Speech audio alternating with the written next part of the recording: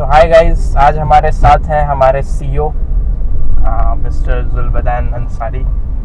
तो आइए इनसे कुछ सवाल पूछते हैं कि सर, जब हमने लाइला परफ्यूम्स को शुरू किया था तो जिस विजन से हमने उसे शुरू किया था तो हम उसे इम्प्लीमेंट कर पाए सही तरीके से, या जितना भी किया हमने अभी हम किस पोजीशन पे हैं और कहाँ तक पहुँचे हैं, इसके बारे में बताइए। देखो, शुरुआत जब हमने इसे शुरू किया तो डेफिनेटली कुछ सोच करके ही शुरू किया था, और शुरू करने के दौरान हमें बहुत सारे एकदम स्टार्टिंग में, एकदम इनिशियल फेज में ही बहुत ऐसे चैलेंजेस आए जिन चैलेंजेस को अगर मान लो उसको अपने ऊपर हावी होने दे देते तो फिर इसे शुरू करना बहुत मुश्किल हो जाता। बट ग्रेस टू गॉड कि सारी चीज़ें स्मूथली हुई, और still we are facing lots of challenges. और जिस तरीके से हमने शुरुआती चैलेंजेस को हैंडल किया है और रास्ते खुलते गए हैं, आगे भी रास्ते इंशाल्लाह ज़रूर खुलेंगे और we will do it better. तो मेरा सवाल है कि सबसे पहले तो सबसे बड़ा चैलेंज स्टार्टिंग में क्या आया था, और अगर कोई बिजनेस स्टार्ट करना चाहता है, ये सेकेंड पार्ट है सवाल का, कि अगर कोई बिजनेस स्टार्ट करना चाहता है तो उसको कितना प्लान करना चाहिए और कितना प्रैक्टिकली करना चाहिए, इसके बारे में बताइए। देखो, अगर माइंड में एक आइडिया डेवलप हो गया कि हमें बिजनेस शुरू करना है तो एक अपने पर्सनल एक्सपीरियंस से ये बताना चाहूँगा कि वो शुरू कर दो।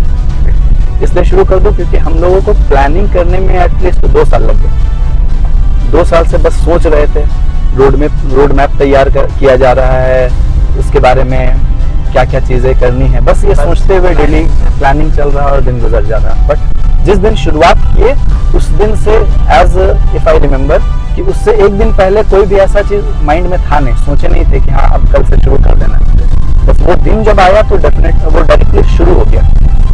तो सबसे ये चीज़ है कि हाँ, अगर चैलेंज तो ये था कि जैसे मान लो जिस दिन ये मन में बन गया कि अब अगले दिन से ये चीज़ शुरू करनी है, और उसको जब हम लोगों ने एग्जीक्यूट करना शुरू किया तो सबसे बड़ा चैलेंज आया ये कि कंपनी को रजिस्टर करना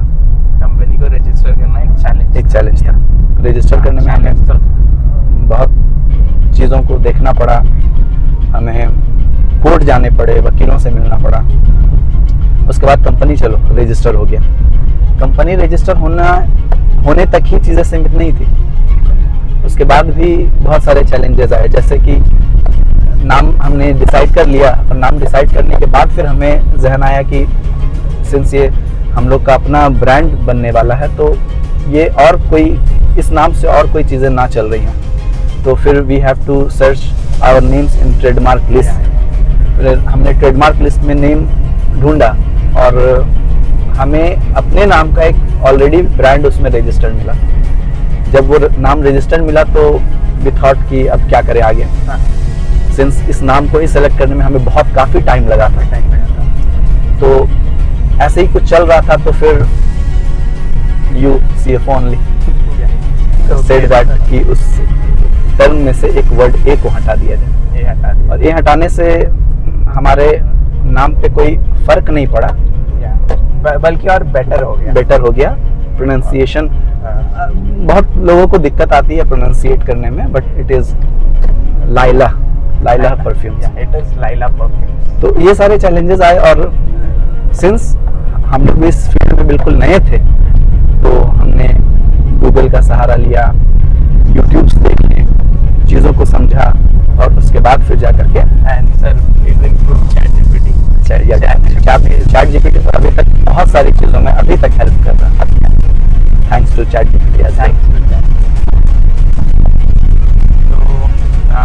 अगर आगे बढ़े तो फिर मैं आपसे एक और सवाल ये करना चाहता हूँ कि आपको इस इंडस्ट्री में कंपटीशन अगर देखा जाए तो काफ़ी ज़्यादा भीड़ है, बहुत ज़्यादा भीड़। हम अपने विजन में क्या लेके चल रहे हैं कि हमें इन सारी चीज़ों से हम डिफरेंशिएट कर पाएँ और अपना एक USP बना पाएँ?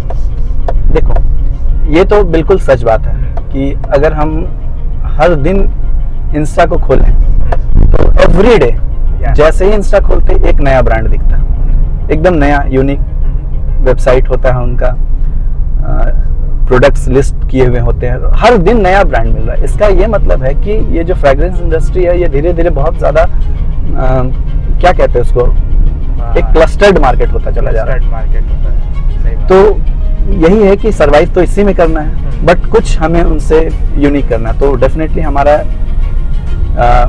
प्रोडक्ट में हमने जो यूनिकनेस डाला है वो जो यूजर्स है उसको जब बाय करेंगे, परचेस करेंगे तो हमें डेफिनेटली पता चलेगा कि बस फ्रेग्रेंस नहीं है, ये फील है, इमोशंस है। और ऐसा नहीं है कि हमने जो फ्रेग्रेंस बनाए हैं वो बस it's a one night work, no, almost 2 years it took to craft one old money perfume. अगर ओल्ड मनी की बात की जाए तो उससे much creativity we have done, उसमें लगाया गया, ओल्ड मनी में लगाया गया। तो यही चीज़ें हैं कि यूनिकनेस जो है वो पता चलेगा जब यूजर्स उसको एक्सपीरियंस करेंगे, उसको बाय करेंगे तब। तो हमारे रास्ते में भैंस आ गई है and we have to stop for a while.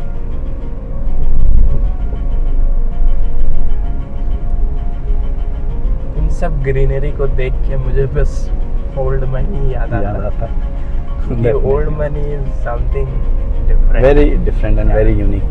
और इसके कॉम्प्लीमेंट्स भी बहुत मिले हैं, नो डाउट। वो जो एक बाद में जो वार्म टोन आता है उसको हम लोगों को परफेक्शन तक पहुंचाने में 1 साल लगे। चलो तो गाइस यही है जो है, आप एक बार तो आपको ट्राई करना चाहिए। और जो विमेन सेगमेंट में फ्योरिटा है, specially design by at least we have gone to the 100 womens to just confirm कि ये फ्रेग्रेंस अच्छा है। और क्या क्या है दी बेस्ट थिंग इज कि 100 में से 99 जो फीमेल है उनका रिजल्ट बहुत ही पॉजिटिव रहा है रिगार्डिंग फ्योरिटा। उसमें कुछ नया नहीं किया है, बस एक जैस्मिन को उठाया और जैस्मिन को कुछ ऐसे ब्लेंड किया है कि वो जब आपके स्किन पे जाएगा, वो जो इवापोरेट होके जो निकलेगा वो कुछ अलग ही निकलेगा। वो स्पेशली जैस्मिन